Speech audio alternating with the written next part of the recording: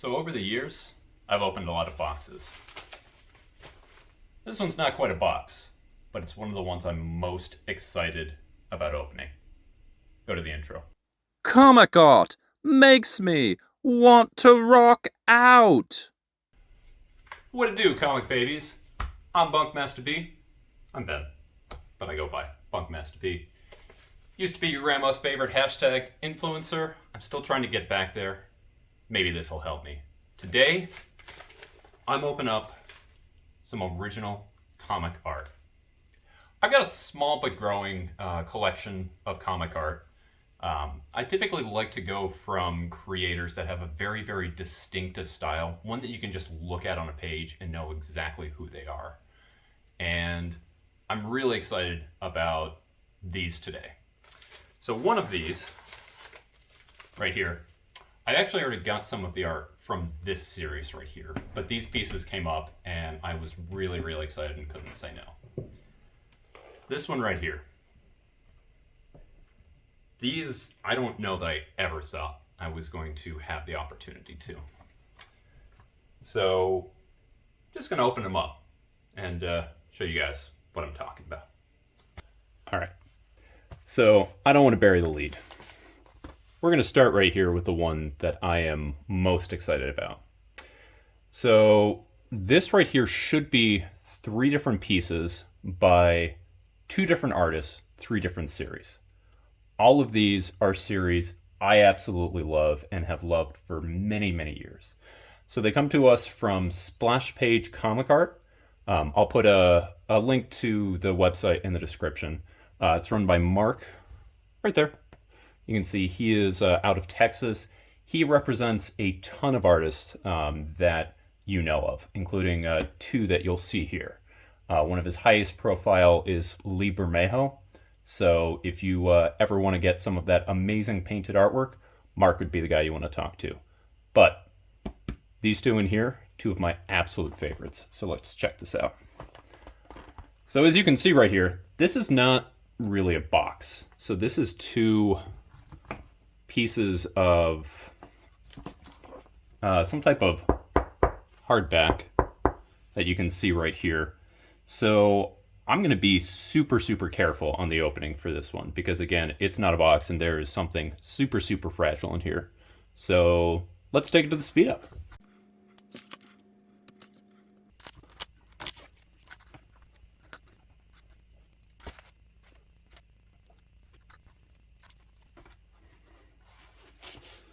All right, one more side. One more side. All right, welcome back. As you can see, we finally got it open. So now, we just need to make sure that we are not disturbing the artwork that's below. So we've got a little bit of masking tape here. I'm just going to very, very carefully. If you can't tell, this is in a either a plastic or Mylar bag that's protecting the art right here, so I'm not directly touching it. And obviously the masking tape is not on it directly. So we're going to flip it around. Our first piece right here. This is Gotham Central by Mark Lark. So Gotham Central was a series I absolutely loved when it was coming out. I still love it. And it was basically about the detectives who operate in Gotham and how they deal with a city of supercrime when they are not, super police. Basically, how do you do your job as a law enforcement officer in a city of crime that's dealing with Batman? These are Michael Lark's pencils, and it is my 2 favorite detectives who are in the series. Crispus Allen, who's right there, and Renee Montoya. And one of the reasons I like this particular piece so much, well, is first off, as you can see, it's the 2 of them in action. But if you look in this panel right there, that's Renee Montoya drawn without a face. you can see that for whatever reason, Michael Lark did a really rough job with the pencils on this one. I'm guessing that that was done with the intention that that his inker, I believe it's Stefano Guadagno, would fill it in. But without giving any spoilers away, Renee Montoya drawn without a face at this point was something that was really, really exciting to me, and something I jumped at the chance to have. So I mean, again, not only was it my two favorite detectives in action, but Renee, my girl, without a face. I'll leave it for that, just in case anyone doesn't know what I'm talking about. But yeah, that's something very, very special to me. Super excited about this one. So this on its own would be absolutely amazing. Like I would be so excited about this by itself. But there's still two others that are in here. And now I'm going to be super, super careful getting them out. So we've got a little bit of tape here that we're just going to give a nice little cut. We're going to move on down. Nice little piece right there. Just an easy little cut. And then flipping it around over here. We've got this right here. Just very easy little cut. Easy little cut. And then, all right.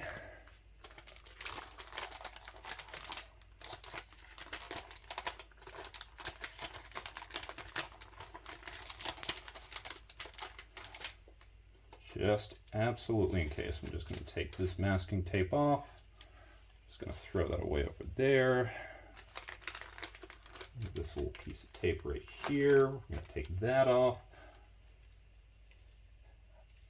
You know, maybe this is more careful than I need to be, but you ever go to you read a comic that's in a bag and board, and you know, it's one of those ones where you've got the bag taped, and then you untape it, and while you're putting the comic back in, it gets stuck to the cover.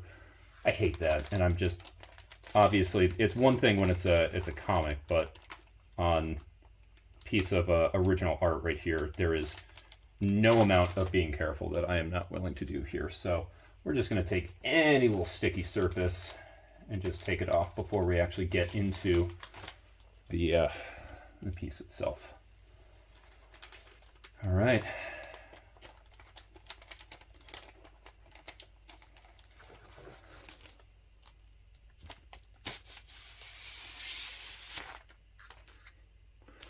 I'm just going to go ahead and move that over. All right. So this right there, we saw was Gotham Central. Check this out. This is an original page from Criminal.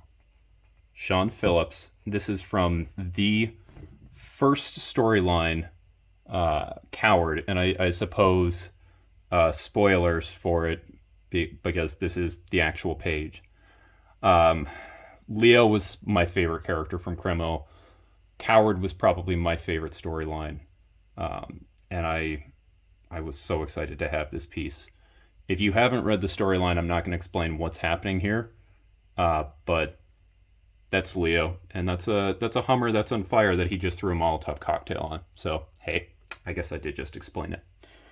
So again, I love this.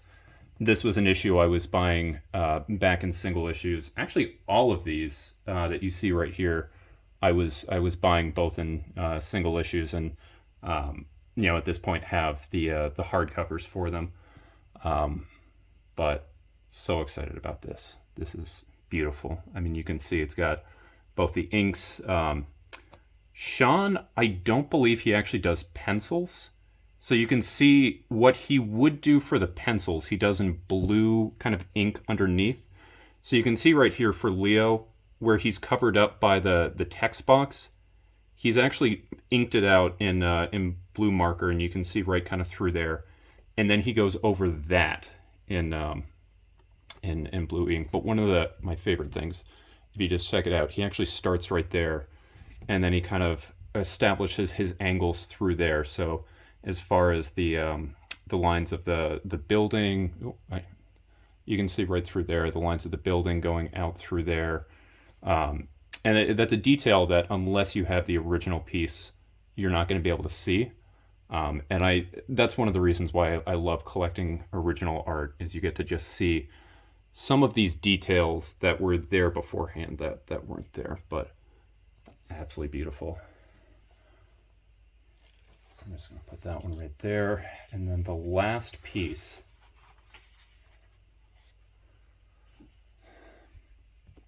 This is Daredevil number 82. So this is also a Michael Lark piece. Michael Lark did the pencils. I believe once again he's joined with Stefano Godano on the inks on that one. You can see Michael Lark's signature down there. So in this one, without saying too much, Matt is in jail, and you can see that's not sitting well with people, and so there's an attack that's going on him here, and I absolutely loved this action piece. It's very, very hard to find any pieces from this era that show Daredevil in the suit. But actually during this period, when Matt was incarcerated, he wasn't in the suit at all. He was just Matt Murdock. But you can see right there, so he's just taken someone down in that scene right there. You can see right there that there was an image that was started that looks like it didn't make it to the final, but you see Matt delivering a kick right there. You see Matt doing that. And then these guys jumping in right there. And you can pick up right through there. There's actually a little bit of whiteout that's used right there. I'm so excited about this piece. A few more whiteouts there. And now we're actually going to check out the original art and compare it to what showed up on the final page for all of these. So stay tuned. All right, so I might have lied a little bit. I said we were going to go check out the original versus the printed page. We're not going to do that quite yet because I was so excited with those last pieces. I completely forgot we had more art to open. So as I mentioned, this one right here. So this comes to us from ComiConArt Group, who I have actually bought a number of pieces from before. And this is one that I have already purchased pieces from the series. It's an earlier issue. I have a piece from issue number 1. This comes from issue number 3. I don't typically like to, I would love to, but I typically try away from buying multiple pages from the same series.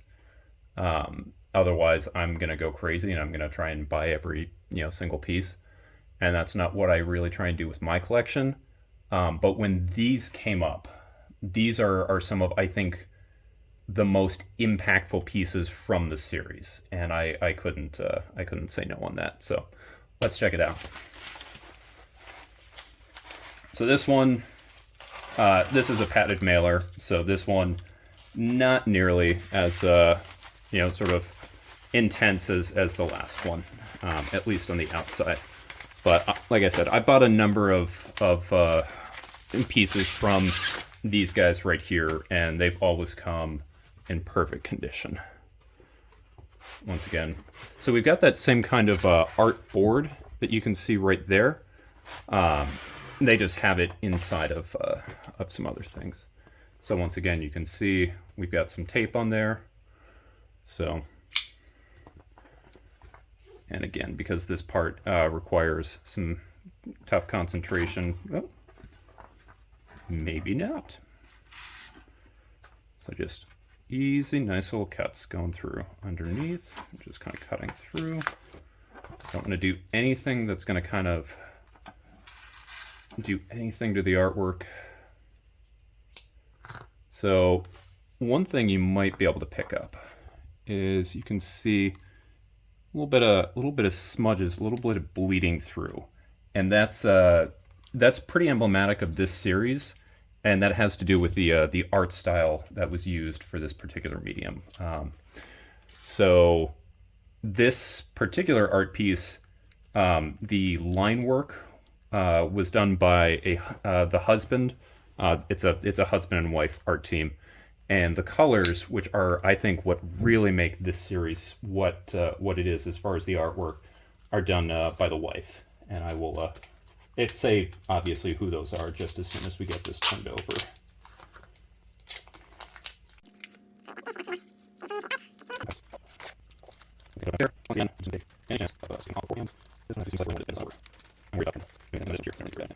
So very, very gently, I'll go ahead and lift this out.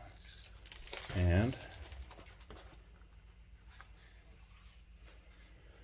so this right here, this is from Tyler and Hillary Jenkins from their series Fear Case 3. I adore this art team so much.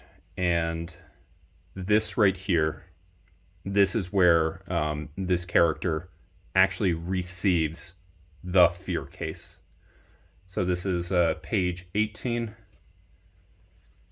And then this is the next sequential page, 19. Typically, especially coming off something like this that is basically a full page image, I wouldn't necessarily look for a piece of panel work like this. But given the impactful nature of this right here, I wanted to get these two because they are sequential, 18 and then 19. So this is him finding the bag that contains the fear case, and then this is him opening it. Tried to get page number 20, which was opening, but that went for more than both of these combined, and that was a price. Again, not saying that it wasn't worth it. It absolutely was, but this is these are 3 pages I own of the same series now, so that I felt like was enough. So now we're actually going to follow through and see all of these pieces next to their. All right, so as one last thing we're doing today, we are going to compare the original art pieces to how they show up in the actual series. So this right here is the Fear Case number 3, pages by Tyler and Hillary Jenkins. And then that right there is going to be how they look on the page. So you can see there's really not a lot that happens for them in between. Looks like that right there. Basically, it's just the lettering, and then that's it. They are pretty complete process from beginning to end, which I absolutely love about them. Also, like I said, I like to collect art pieces by artists that just at a glance, you immediately know who they are. When you're looking at a Hillary and Tyler Jenkins, you know absolutely. So next pages are the Michael Larks. So on the left, we've got Gotham Central. We've got Gotham Central right there.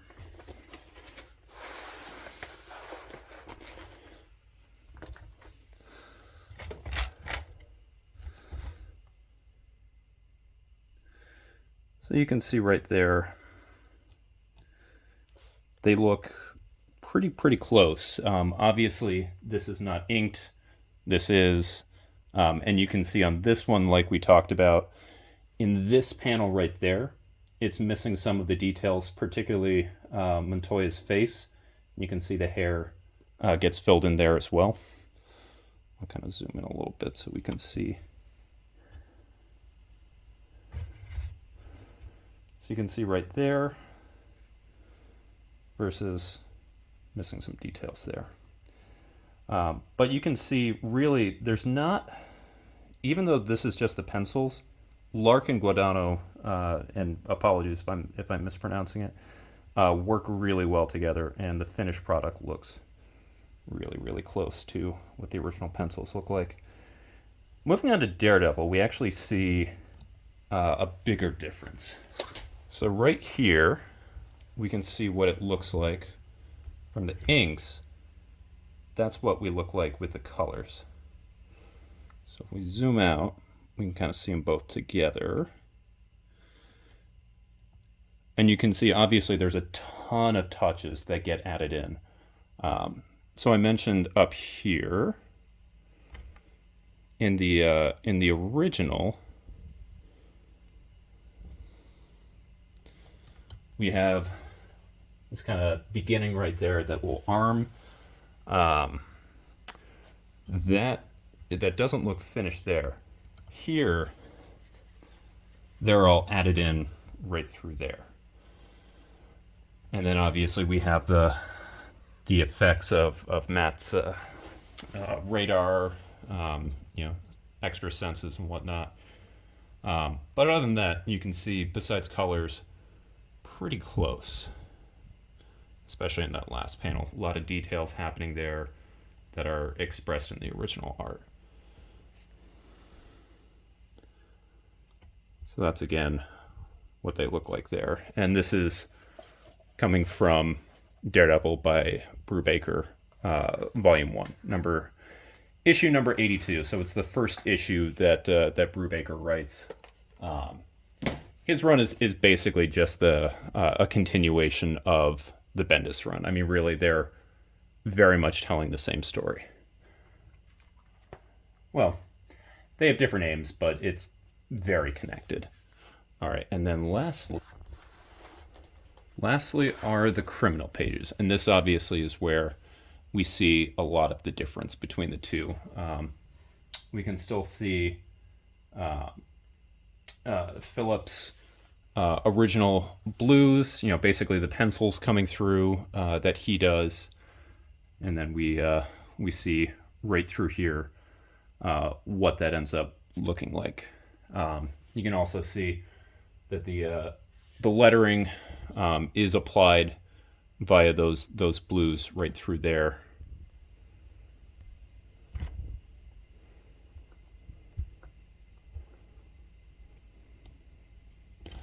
And then we can see, obviously, in the finished product, it's like that. One thing I think is interesting when you look at the original art and you look at the deluxe edition right here, is you can see when Phillips does his art like this, he draws with a really big border that's in place that is kind of typical of the Brubaker Phillips deluxe editions, with really the exception of Killer Be Killed.